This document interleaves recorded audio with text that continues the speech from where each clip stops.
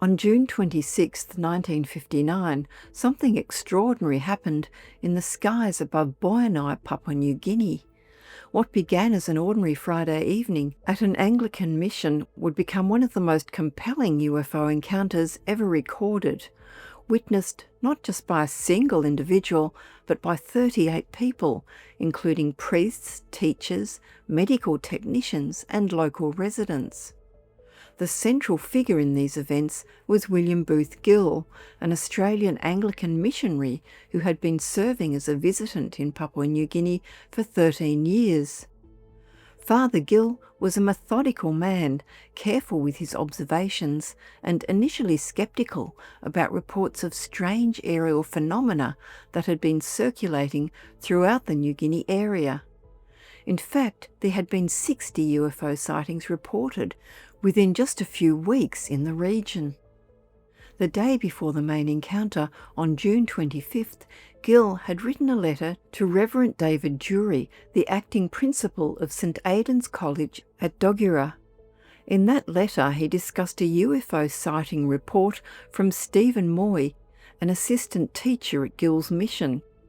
Gill wrote that he was almost convinced about the visitation theory, noting that there had been quite a number of reports from reliable witnesses over the months.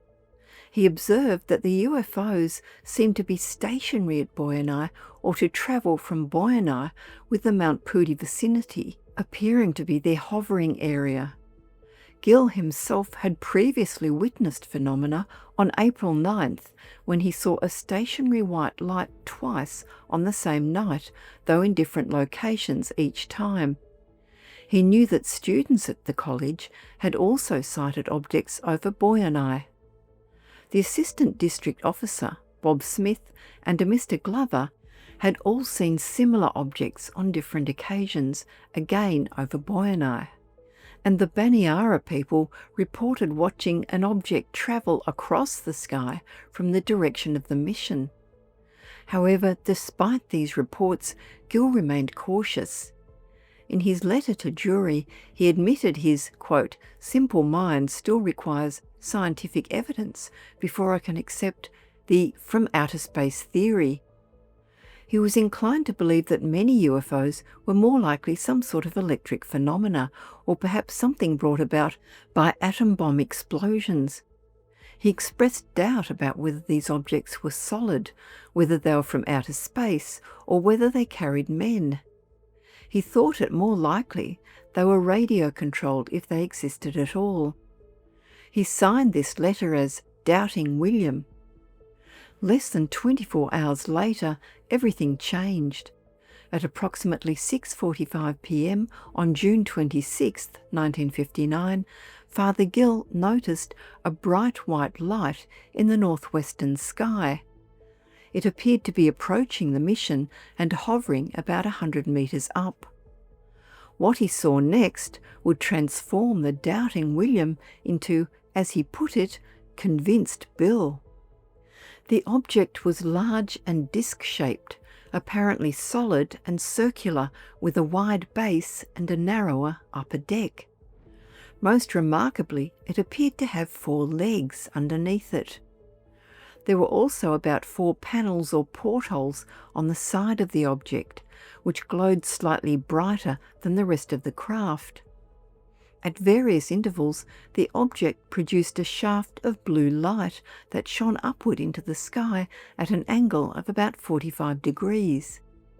Eventually, 38 people gathered to witness this spectacle, including teachers Stephen Gill Moy and Ananias Rarata, and Mrs. Nessel Moy.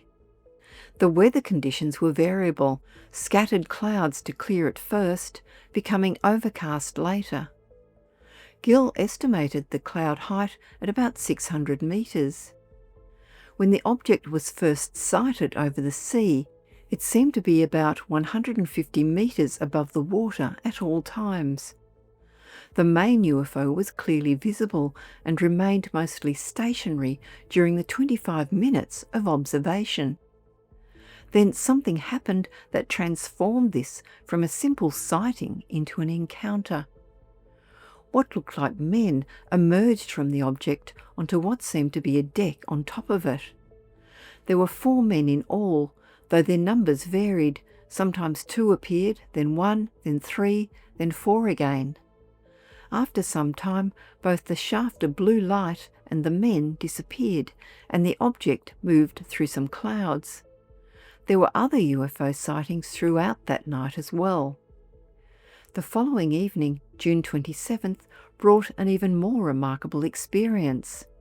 Annie Laurie first spotted a large UFO at 6 p.m. in apparently the same position as the previous night, though it seemed slightly smaller. When Gil saw it at 6:02 p.m, he immediately called Ananias and several others, and they stood in the open to watch. Although the sun had set, it was still quite light for the following 15 minutes. Gil later wrote in his statement, "We watched figures appear on top, 4 of them, no doubt that they are human." He believed this was possibly the same object he had taken to be the mothership the previous night. 2 smaller UFOs were visible at the same time, remaining stationary, one above the hills to the west and another overhead. On the large craft, 2 of the figures seemed to be doing something near the centre of the deck. They were occasionally bending over and raising their arms as though adjusting or setting up something that wasn't visible to the observers. One figure seemed to be standing and looking down at the group of about a dozen witnesses below. Then something unprecedented occurred. Father Gil stretched his arm above his head and waved. To everyone's surprise, the figure did the same. When Ananias waved both arms over his head, the 2 outside figures did the same. Ananias and Gil began waving their arms, and all 4 figures now seemed to wave back. Gil noted that there seemed to be no doubt that their movements were being answered. All the mission boys made audible gasps of either joy or surprise, perhaps both. As darkness began to close in, Gil sent Eric Kodawara for a torch and directed a series of long dashes toward the UFO. After a minute or 2, the UFO apparently acknowledged by making several wavering motions back and forth.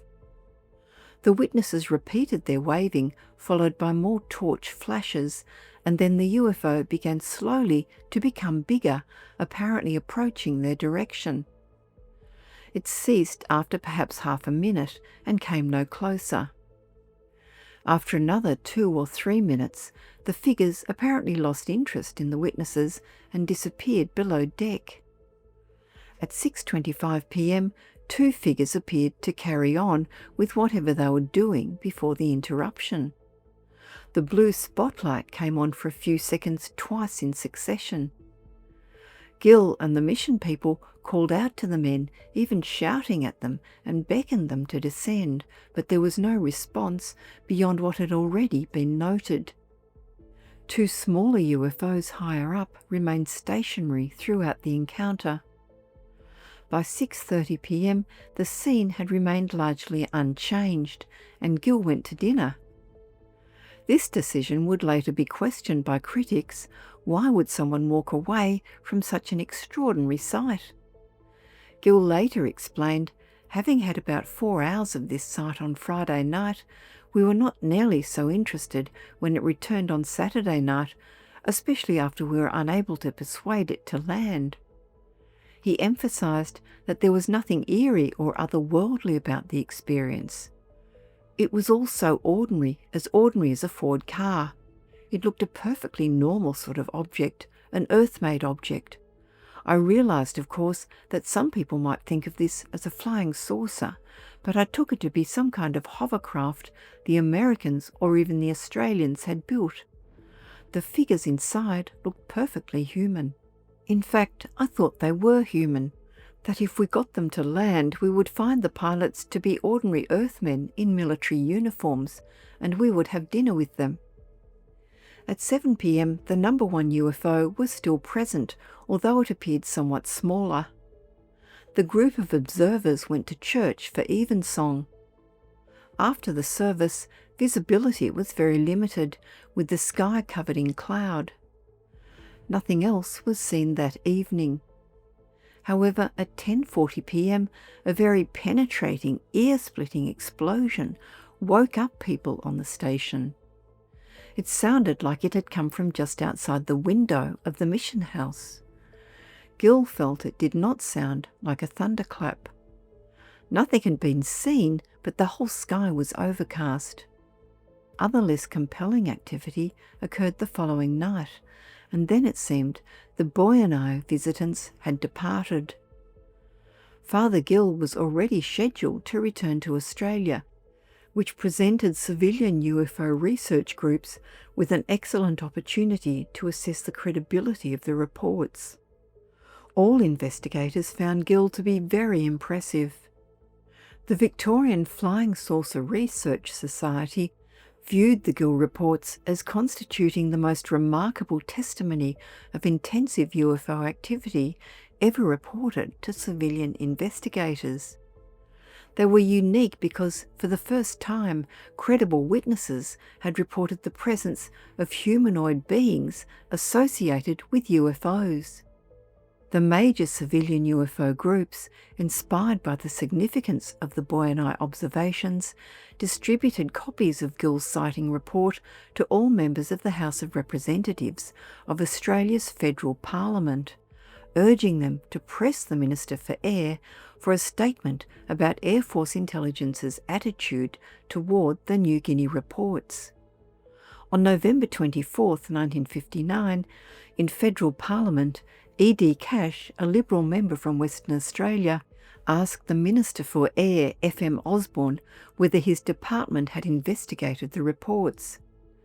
The Minister's reply avoided the question, instead indicating that most sightings of UFOs were explained and that only about 3% of reported sightings could not be explained. The Royal Australian Air Force finally interviewed Gill on December 29, 1959, 6 months after the sighting. Gill's recollection was that 2 officers from Canberra talked about stars and planets and then left. He heard no more from them. Squadron leader F.A. Lang, the senior interviewing officer, concluded that the incidents could have been nothing more than natural phenomena coloured by past events and subconscious influences, suggesting that some of the lights observed were the planets Jupiter, Saturn and Mars.